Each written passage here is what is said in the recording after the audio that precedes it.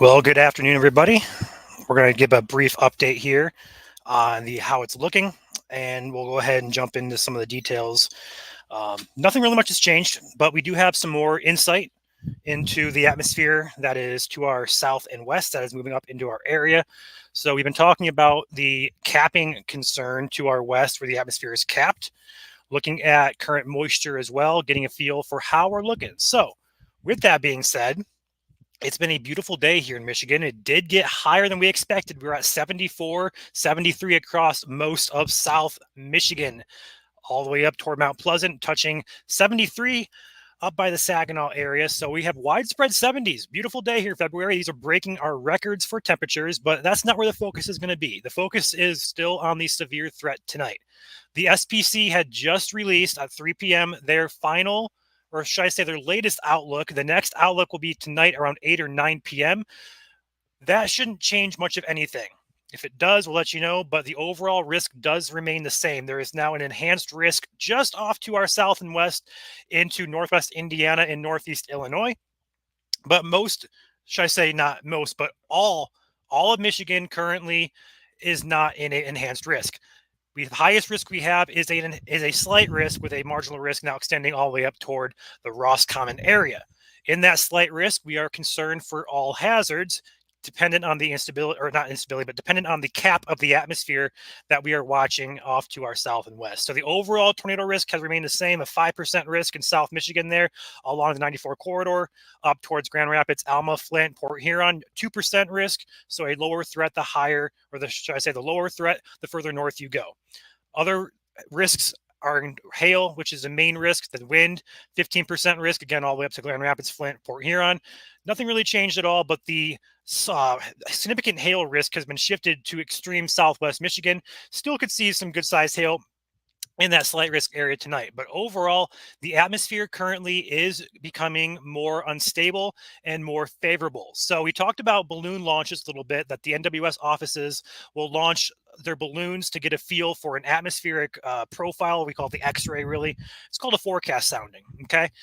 Detroit does it, and the closest one to the southwest Michigan, North Indiana area, we don't have one that gets launched there, but thankfully, Purdue University ended up launching a balloon, and they'll do it again as well a little bit later on this night around 6 o'clock our time. We'll watch for that one as well. But right now, the atmosphere is not as capped as originally thought.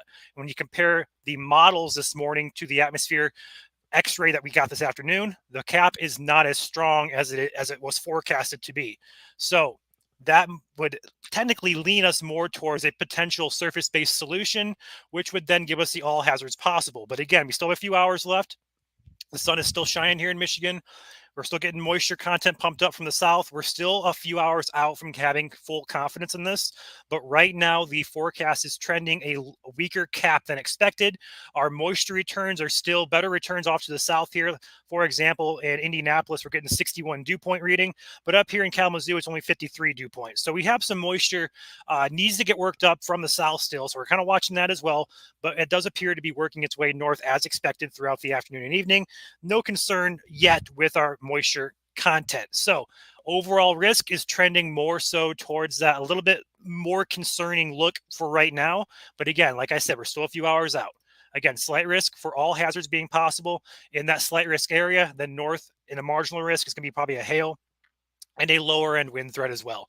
But again, I think the hail primarily will still be the main threat here, but definitely do not discount the potential for a few higher end wind gusts and also potential for a tornado or two in the state. So I'm going to go ahead and take a model look at the radar. Going ahead and pull this up really quickly for you guys. Give me 1 second. We are getting prepared here at MSC for our live stream tonight. We do have chasers getting in position. So I believe Chandler and Alex are going to be riding together. They are taking off now. Drew and Ben are together. They're also taking off now. So they're going ahead and getting in position in northwest Indiana. They're going to follow the storms back up into the state. So we'll have an idea of what these storms are doing before they get to us. So with that being said, here is your forecast model. A bit different look than what we're used to. This is our radar software, Radar Omega. We do have access to radar overlays now. So this is going to be tonight. up in the top corner, we see 8 p.m. here. This is going to be your first initial look at some cells developing in Northwest Indiana, Northeast Illinois. So we move it 1 hour forward to 9 p.m. We see these cells are really starting to strengthen. Okay. Move to 10 p.m. We see, again, upscale growth into a linear type of, maybe a supercellular line type of system forming off just to the south. And then this is 10 p.m. pushing it to 11 p.m. We see that is going to push into the southern part of the state. Now, again, this isn't going to be a gospel radar look. Take it with a grain of salt. It's just an idea.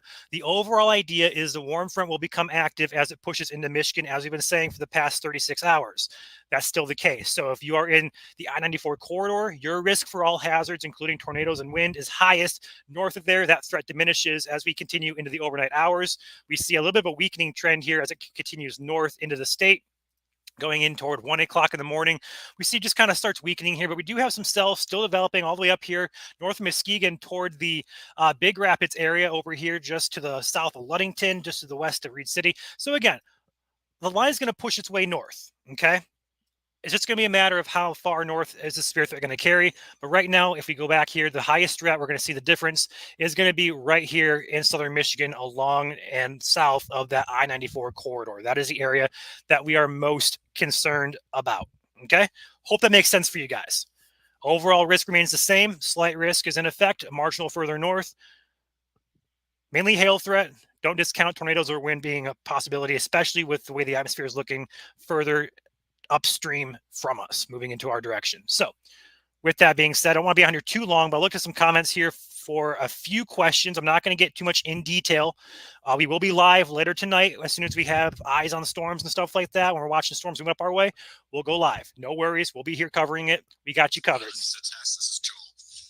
And we also have a Zello page we're testing out today. So you'll have a link to listen to Joel here. I'm going to go respond to him. Hey, Joel, loud and clear. So we do have a Zello chat. It's a we do have a walkie-talkie app that we're going to be using for in-field communications now. We'll have that available later on for you guys if you want to listen in to that as well. So we'll post that link when it comes time.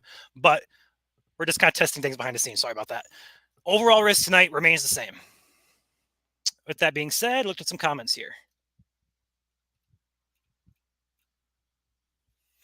Is the sun helping to cap it? So a lot of comments today on our page about the sun. So two things are true with the sun. It depends on how much moisture is already available.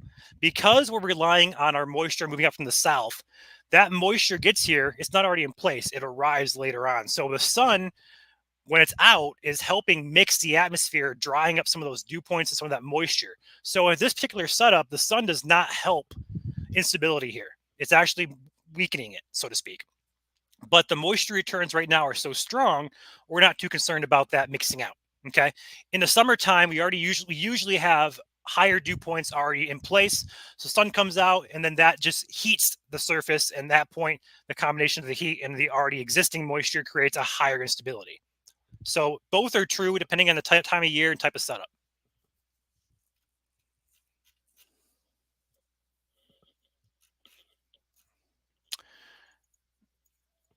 We do have an updated timing map. We did not release our forecast map for this. We wanted to avoid confusion. There's a lot of early season new followers to us. So I want to avoid confusion by not throwing our idea out there and then have the SPC. We just went ahead and went with the SPC's guidance here. We do think it's pretty accurate. I would not disagree with it at all. I think the accuracy is really good with the SPC. So I don't see a reason to make an additional map to kind of confuse people with different color schemes and stuff like that. But we do have a timing map that we made as far as storm arrival time. I'll go ahead and pull that up for you. Give me 1 second to switch screens. Here we go. That is your timing map. So down here in the red pinkish area, 7 to 10 p.m. storm arrival time. Could be as early as 10, could be as late as, as early as 7 or as late as 10. This is a timing map only, not a hazard map, okay? Blue areas, earliest arrival 9 p.m., latest arrival midnight.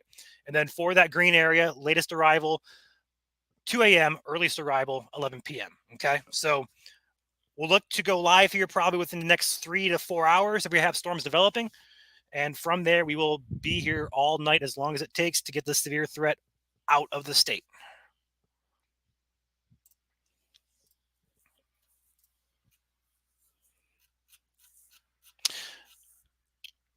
All right, guys. I don't want to spend too much time on here, but again, if you're asking for your locations here, nothing's really changed as far as timing goes, as far as the hazards and risks. If you're in the yellow area here, you're in a slight risk for all hazards: tornadoes, hail, wind. Hail is the primary threat, wind is secondary threat, tornadoes are a third or a third threat there. So in order: hail, wind, tornadoes. Further south you go, the higher the risk for wind and tornadoes becomes. Okay.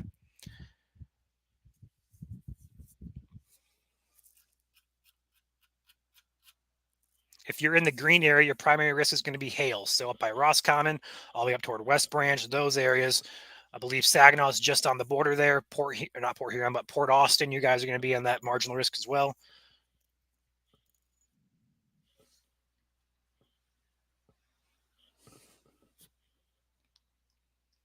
All right, guys. With that being said, I'm gonna probably hop off here pretty soon. I do not see many other questions here, but again, I can't answer. I have 500 people in here. I can't answer everybody's questions for specific locations. I would highly suggest, if you don't know where you are at on a map, I would highly suggest figuring that out, because that will help you significantly, not only for this setup, but also for the future setups as well. Again, the highest, I see a lot of questions for the highest tornado risk. Here's your map here. The 5% red brownish area is your highest risk right there south of 94, pretty much all the way over towards Lenawee County there. I think that threat will continue.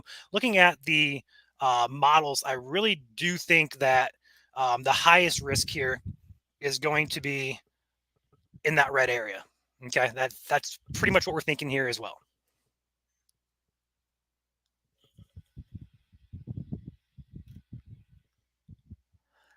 All right. So with that being said, we will see you all tonight. We'll have a full coverage of this system. We'll have, I think we have like 12 people who are going to be on here chasing and or live streaming. So we have you completely covered. So with that being said, we'll see you guys later. Stay safe.